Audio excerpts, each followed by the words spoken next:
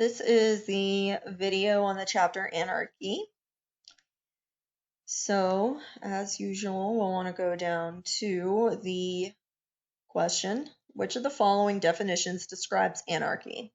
A government where one person rules the country, a government where a small group rule the country, a lack of or no government, or a government where majority rules.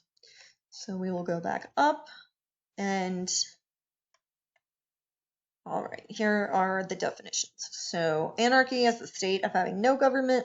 Some philosophers consider it the original base state of humanity. Some go on to say we are much better without anarchy. Others believe it would be great, but it's impossible to return to.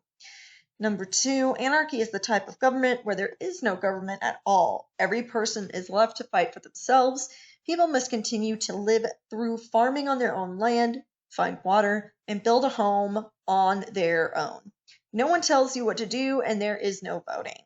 This type of government usually ends up in people fighting over food, water, land, and other things. There's no police keeping the peace. So, this is definitely a lack of or no government. Who believed that in a state of anarchy, life would be poor, nasty, brutish, and short? This is why I skipped over that first part. Quote is actually here. All right. During the time men live without a common power to keep them in awe, they are in that condition called war. And such a war, as if of every man against every man. To this war of every man against every man, this is also inconsequent, that nothing can be unjust. The notions of right and wrong, justice and injustice, have there no place. Where there is no common power, there is no law. Where no law, no injustice. Force and fraud are in war the cardinal virtues. No arts, no letters, no society, and which is worst of all, continual fear, and danger of violent death. And the life of man, solitary, poor, nasty, brutish, and short. This was Thomas Hobbes on anarchy as the original base state of humanity in his book Leviathan. So, this is the answer to number 2, Thomas Hobbes. Many consider the failed state of Somalia to be in anarchy. All right. So we have examples. Real examples of this are Celtic Ireland, Catalonia during the Spanish Civil War, and most hunter-gatherer societies. Some anarchists would refer to the Paris Commune as being anarchistic, at least until the Blanquists began to take over. Many consider the failed state of Somalia to be a real-life example of this, where the southern two-thirds have been in civil war for the last decade. It's 10 years. So this is going to be true. And then we're going to the video, but I am going to finish this, and this is how I want people to do this. So once you find the answer, you're still going to read the rest of it. All right. There is a technically recognized government. However, that government does not have the authority anywhere in the country. Some Somalis end up supporting a totalitarian Islamic regime just to have an appearance of order. The United States, with its ally Ethiopia, removed the Islamic regime, and everything is falling back into its previous state.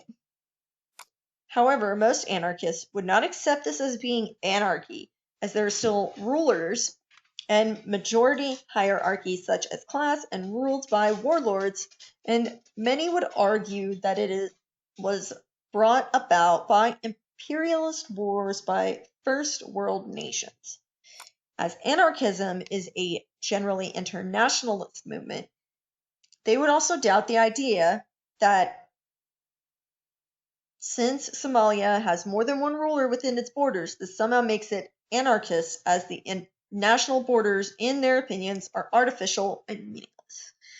And here we have some images from Somalia. All right, now we're at the video. According to the video, anarchy was developed as a concept in the early 15th century.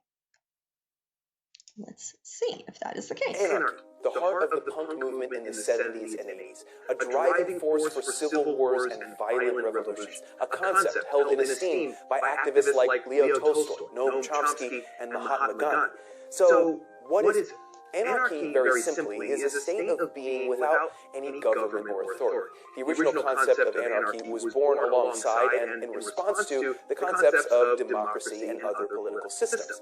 But it wasn't until later, around the 18th and 19th centuries, that modern anarchist philosophy was fully developed in Western countries, following the French Revolution. So, we're going to pause there. This is going to be show us where there is an issue. So the question says, developed as a concept in the early 15th century. This is inaccurate. It was the, I think 19th century, if it's in the 1800s.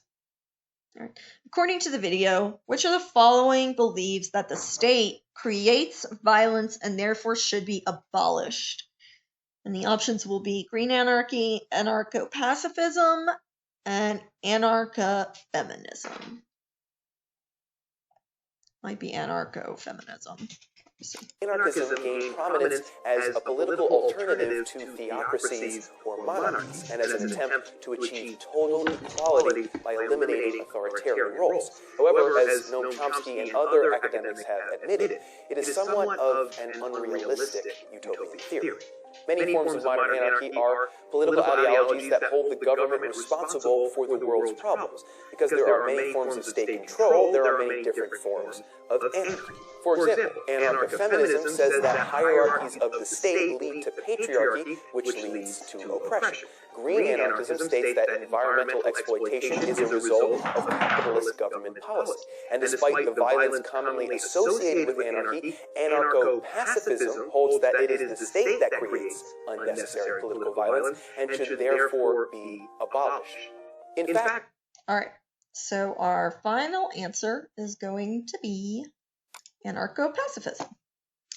And once you've clicked on that, you will click submit. Always make sure that you do that so that it saves your work.